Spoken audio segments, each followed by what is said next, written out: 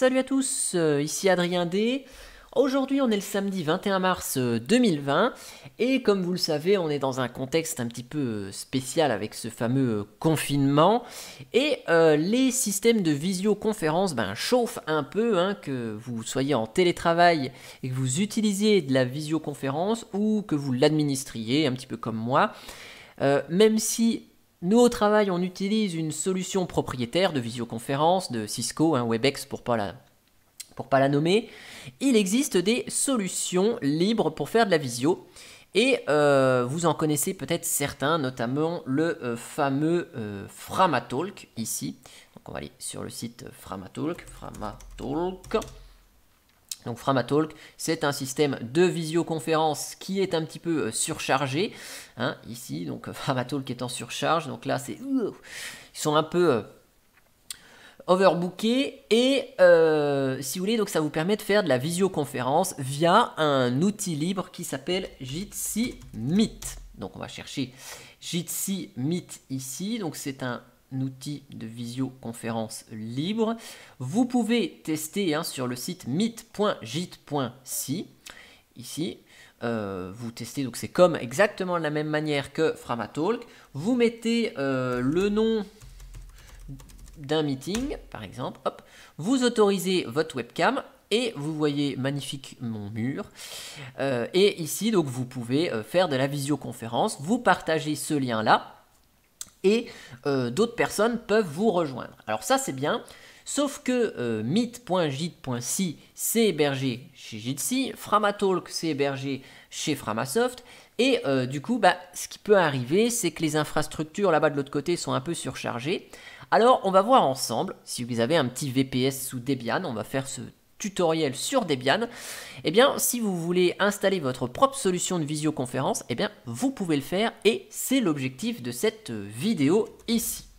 Donc ça fonctionne sur Debian, Ubuntu, ça fonctionne sur plein de distributions Linux. Ici, hop, je reviens sur le site Meet.jitsi.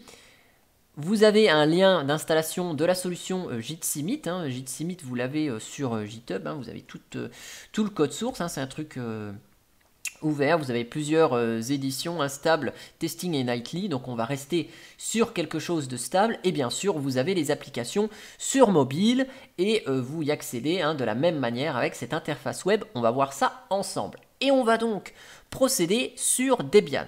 Alors, là, il y a un petit truc avec plein de blabla. Moi, je vous ai fait un petit résumé sur linuxtricks.fr. Vous avez le lien dans le descriptif de la vidéo. Alors, première chose, je vais me connecter sur le serveur Debian que j'ai installé juste avant d'enregistrer cette vidéo. Donc, visio linuxtricks.fr. Ok. Donc, je mets le mot de passe ici. Hop. Et donc, lsb release-a, c'est une Debian 10. Alors, première chose déjà, c'est de mettre à jour son système. apt update. Ok. apt full upgrade.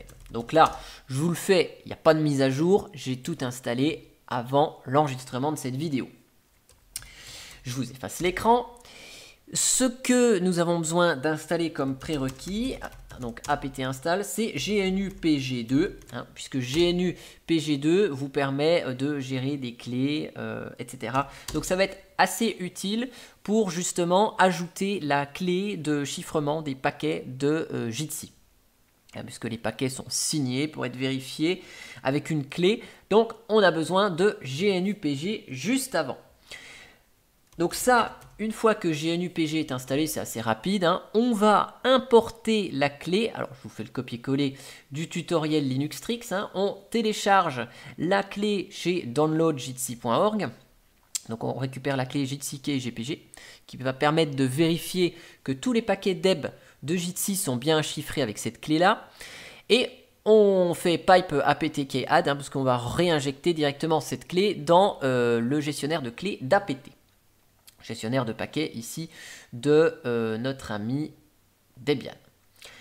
Une fois que c'est fait, on va ajouter le dépôt de Jitsi. Alors, vous savez, hein, les dépôts, c'est dans etc apt source.list. Dans le fichier apt source.list, vous avez les sources ici de Debian. Alors, ce qu'on va faire, on ne va pas rajouter en dessous. On va utiliser le dossier apt source.list.d où on va ajouter notre dépôt additionnel. Je trouve ça un petit peu plus propre. Et on va l'appeler jitsi stable.list. Juste, il faut l'appeler .list à la fin, mais vous appelez le nom que vous voulez. Hein. Si vous voulez l'appeler visioconf.list, vous pouvez l'appeler visioconf.list. Et comme d'habitude, on commence par la ligne deb, on met le lien du dépôt et on prend la partie stable. Ici, hop. J'enregistre ce nouveau fichier de liste, je quitte. Et donc maintenant, on fait un apt update pour... Oups. Ici, stable. Ah oui, j'ai oublié ça. Pardon. Hop, hop. On fait un petit apt update pour ici rafraîchir la liste des dépôts et vérifier qu'on n'a effectivement pas de soucis au niveau des sources nouvellement installées. Vous avez vu là, hop. J'avais fait une petite erreur, j'avais oublié le slash après. Une fois que tout est à jour, eh ben, qu'est-ce qu'on va faire? On va installer le paquet Jitsi Meet. Donc ce paquet Jitsi Meet, c'est le métapaquet qui va installer tout ce qu'il faut pour la visioconférence. Alors, ça va installer quoi? Ça va installer donc toute la pile pour les certificats. Vous voyez, c'est du Java derrière. Hein. Donc, il y a Jitsi Video Bridge, il y a Jitsi Meet, voilà. On a Jitsi Meet Web, la partie serveur web. Derrière, on a un serveur Nginx. Et puis, on va avoir pas mal de petits trucs. Vous voyez, OpenJDK, tout ça, ça va s'installer. Puisque ça fonctionne avec du Java là derrière. Donc, on va installer tout ça. Donc, ça va être assez rapide ici. Si le serveur Debian, les miroirs sont assez rapides. Voilà. Donc, durant l'installation, il nous demande le nom de domaine de là où est hébergé le serveur. Donc, ça, ce sera le nom d'hôte du serveur de visioconférence. Donc, visio. Tout à l'heure, je me suis connecté avec visio.linuxtrix.fr, ça c'est le sous-domaine Linuxtrix consacré à la visioconférence. Donc on met ce nom ici. Et puis, forcément, la visioconférence, ça va être accessible via le navigateur web en HTTPS. Donc, qui dit HTTPS dit certificat. Là, il y a deux possibilités. Soit vous avez votre propre certificat pour le sous-domaine concerné, dans mon cas, visio.linuxtrix.fr, ou vous avez un certificat pour linuxtrix.fr wildcard, donc étoile.linuxtrix.fr, et vous voulez utiliser ce certificat, c'est ce choix-là. Soit vous utilisez un certificat auto-signé. Donc là, vous choisissez générer un certificat auto-signé, c'est ce que je vais prendre. Et donc ça, c'est soit on laisse le certificat auto-signé et puis on le déploie dans son entreprise via une GPO avec Active Directory par exemple, ou via d'autres systèmes. Ou alors, si vous voulez utiliser un certificat SSL gratuit officiel avec Let's Encrypt, eh bien l'utilitaire Jitsi vous met à disposition un petit script ici, Jitsi Meet. Script installe let's encrypt.cert. Donc là vous pouvez exécuter ce script ici assisté, vous voyez. Donc il vous dit vous avez besoin d'un DNS qui pointe bien sur Visio Linuxtrix, ça va télécharger, donc le script va télécharger certbot, il va installer tout ce qu'il faut, et donc c'est un script interactif où vous mettez votre email, etc. etc. Donc là je vais pas utiliser, je vais rester avec un certificat SSL classique, auto-signé, donc j'aurai juste un avertissement, mais c'est pas très grave. Donc ensuite, tout ça c'est installé. Alors je vais vous installer htop, je sais pas si je l'avais déjà installé ici. Je vais rebooter le serveur pour vous montrer déjà que ça marche out of box. Donc je reboote le serveur et on va voir juste combien de temps, combien de mégas ça prend tout ça, si vous voulez éventuellement dimensionner une machine en question. Donc, ici, je me connecte, et si je vous fais un petit htop, là, ok. Vous voyez, 346 mégas, 350 mégas. Donc là, je vais rouvrir mon Vivaldi et vous allez me dire comment on accède à notre notre visio. Eh ben, c'est comme ici, Jitsi Meet, on tape https://visio.linuxtrix.fr, le nom de domaine ici.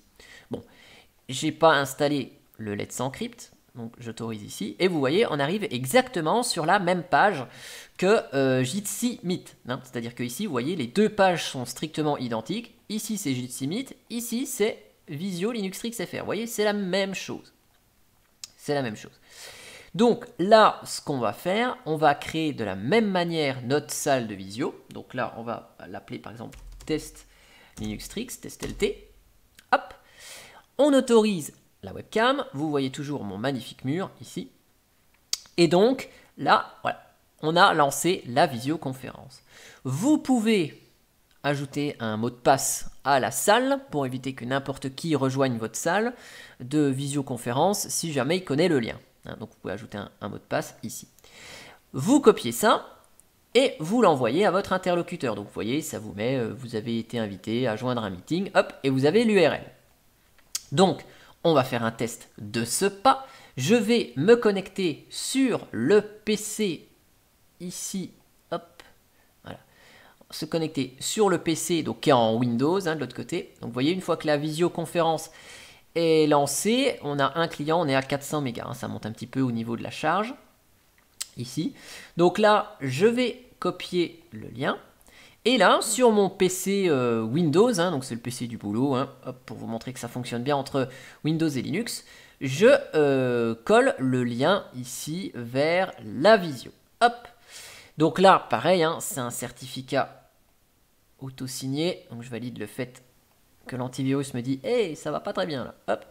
Et donc vous voyez ici, donc là c'est ma fenêtre Linux. Vous voyez, on est à 433 mégas. Et là c'est le PC sous Windows qui est là-bas. Et donc vous voyez ici, donc là, hop, je vais mettre le micro. Donc là, il faut autoriser bien évidemment. J'ai pas dû autoriser le micro sur le PC. Ou alors le micro est désactivé. Je sais plus comment ça marche. Sur le PC Windows, là-bas. Donc là, vous avez la visio. Donc je vais mettre ça sur l'autre écran pour pas que vous voyez les deux. Hop. Et donc là, je vois mon interlocuteur qui est en face ici grâce à mon Jitsi Meet. Donc, si l'interlocuteur, il veut, vous voyez, vous avez des petits logos ici. Donc pour partager l'écran, monter la main, ça veut dire que ici, vous voyez, là, la personne, elle dit « Hey, je veux parler, je veux parler ». Donc elle peut demander à parler éventuellement. Donc ça fonctionne bien sur Chrome, ça fonctionne pas très bien sur Firefox. C'est du WebRTC derrière. Donc voilà, il faut que les navigateurs soient assez récents et supportent le WebRTC. Donc là, je vais faire lever la main de l'interlocuteur ici. Donc, vous voyez, ici, on a la petite notification comme quoi, de l'autre côté, il y en a un qui veut parler. Donc lui, il veut parler. Et donc, si on met plusieurs interlocuteurs, on a plusieurs petites fenêtres ici avec les différentes personnes. Donc là, on voit ici que l'interlocuteur veut parler, par exemple. Et donc, là, vous pouvez faire pas mal de choses. Donc, vous voyez ici, on a aussi des informations sur la résolution, sur des petits trucs comme ça. Voilà. Donc là, on a les infos sur le débit que c'est pris, etc. Donc vous avez des petits trucs bien sympathiques. Et puis, vous pouvez chatter ici. Vous ouvrez la fenêtre de chat. Donc là, Adrien, hop. Et là, coucou, hop. On peut chatter. On a une petite zone de chat. Et donc, ici, si l'interlocuteur en face répond, eh bien, hop. Donc j'ai écrit de l'autre côté. Vous voyez, il écrit. Donc là, on a des infos. S'il écrit et que la fenêtre, elle est fermée, on a la petite notif ici qui s'affiche. Donc on peut couper sa webcam. Et ici, c'est pour raccrocher. Bref, c'est un outil de visioconférence traditionnel. Et puis ici, vous avez des petites statistiques là également. Vous pouvez nommer des gens modérateurs pour faire 2-3 petites choses bien sympathiques. Et vous pouvez partager votre écran ici. Donc là, vous dites, est-ce que vous voulez partager l'intégralité de l'écran, une fenêtre de l'application, un onglet Vivaldi, par exemple. Donc là, en plus, c'est cool, hein, parce que vous pouvez partager ce que vous voulez. Donc là, on peut partager l'écran. Et de l'autre côté, ben, tiens, je vais le faire de l'autre côté. Hop, je vais partager un onglet. Hop, pour vous montrer que ça marche bien. Donc, duckduckgo.com. Ok. Et donc là, je vais juste vous partager ici avec l'autre PC, que vous voyez ce que ça fait. Hop, partager, fenêtre de l'application, onglet Chrome, toc, partager. Et donc là, hop, voilà. Donc ça, vous voyez, de l'autre côté, c'est le partage qui est fait. Et ça se passe comme ça, côté là où c'est partagé. Donc voilà, partage de l'onglet avec Visio Linux Tricks. Et vous voyez le petit logo comme quoi c'est partagé. Donc c'est vraiment un outil vraiment très très complet qui permet de faire pas mal de choses ici. Et bon, voilà, je voulais vous montrer quand même que c'était possible de faire des petits trucs bien sympathiques avec des logiciels libres comme Jitsi Meet. En tout cas, j'espère que cette vidéo, elle vous aura plu, aussi bien sur la mise en œuvre sous Debian que la présentation. Et moi, je vous dis à bientôt pour une prochaine vidéo. Allez, ciao ciao!